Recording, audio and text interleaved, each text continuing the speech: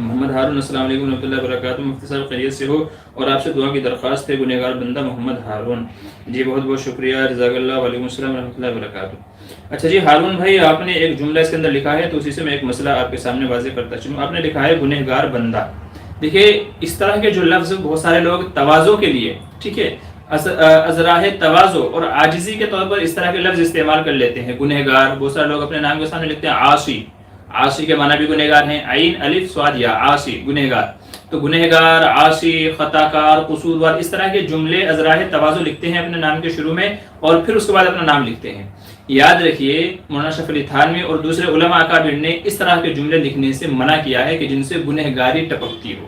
آپ گنہگار ہیں نہیں ہیں، اللہ بہتر جانتا ہے، یہ آپ جانتے ہیں، لیکن جب آپ اس چیز کو اپنے نام کے ساتھ جوڑ رہے ہیں اور دوسروں کے سامنے ظاہر کر رہے ہیں تو اس سے آپ کا گنہگار ہونا سمجھ میں آتا ہے۔ اور گنہگار ہے یا نہیں ہے یہ اللہ اور بندے کے درمیان میں معاملہ ہونا چاہیے۔ تو اس طرح کے جملے، اس طرح کے القابات، اس طرح کے تواضع اور عاجزی والے سینٹنس، جملے علماء نے لکھنے سے منع کیا ہے کہ جن سے گنہگاری ٹپکتی ہو، جن سے اللہ کی نافرمانی ظاہر ہوتی ہو، تو اس طرح کے جملے استعمال کرنے سے منع کیا ہے۔ لہٰذا اپنے نام کے ساتھ میں گنہگار بندہ، ٹھیک ہے، عاصی بندہ، خطا کار بندہ، قصوروار بندہ، اور پھر آگے نام لکھا جاتا ہے، تو اس طرح کے جملے اپنے نام کے ساتھ میں استعمال نہیں کرنا چاہیے۔ آپ کو لکھنا ہے تو العبد لکھ دیں، ٹھیک ہے، العبد کا مطلب ہے بندہ، ٹھیک ہے، العبد لکھ دیں جو اس طریقے سے۔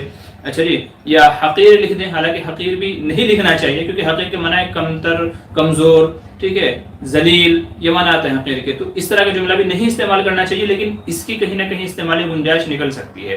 حقیر ہے، فقیر ہے، اور ایسے ہی عاجز ہے، تو اس طرح کے سینٹنس تو استعمال کر سکتے ہیں، لیکن عاصی، خطا کار، گنہگار، اس طرح کے سینٹنس استعمال نہیں کرنے چاہیے کہ جن سے گنہگاری یا اللہ کی نافرمانی ٹپکتی ہو، جھلکتی ہو۔